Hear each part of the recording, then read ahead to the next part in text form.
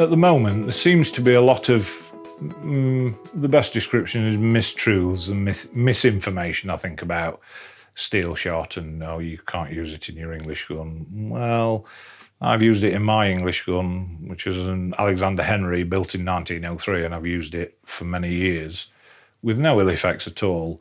We just need to make sure that barrels are in good order and nothing tighter than half choke, preferably less, and use a load commensurate with the gun's proof load.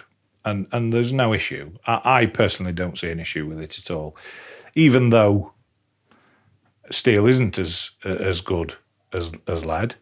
But if that's the way that we have to go, then that's, I'm afraid, it's out of my hands and everyone else's. It's something that we're going to have to live with and adapt. And I don't see an issue, not at all. So if I've got my nice old English gun that I inherited from my grandfather or somebody, and I'm thinking I'm going to have to use steel in that, what do? I take it to... You should take it to a competent gunsmith who knows the stuff. You need to have a good awareness of the Barrel Proof Act and pressures and so on and so forth. But there are many up and down the country that can do it.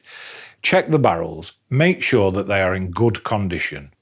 Bore size is not particularly crucial, although there should be in proof, of course. But what is more important is barrel wall thickness. They need to have an appreciable barrel wall thickness. Somewhere, I would personally like to see somewhere 24, 25 thou and beyond. Nothing thinner than that particularly, just in case. And chokes should be opened. My personal favourite is improved cylinder and quarter.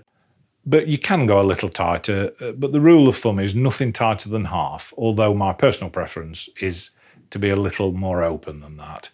And then the advice that we're giving customers is, if you normally shoot, for example, with number 6 shot in lead, drop down a shot size and reduce your range by 10, 12 yards, something like that. And I think then if people use the cartridges sensibly, I don't think there'll be a particular issue. I certainly haven't had one in the last 15 years of shooting steel, and my gun's suffered no ill effects whatsoever. I haven't shot that many cartridges, but nonetheless, it's fine. It's not an issue. It really isn't an issue. The only issue is with Damascus barrel guns, and I think then there may well be an issue with steel, but that doesn't preclude them from being reproved. Some will undoubtedly burst and fail. But I'm of the firm opinion that if a gun is going to burst, it's better doing it at proof than out in the field. But the majority of guns aren't like that. The steel tube guns, there's not a problem, I don't think.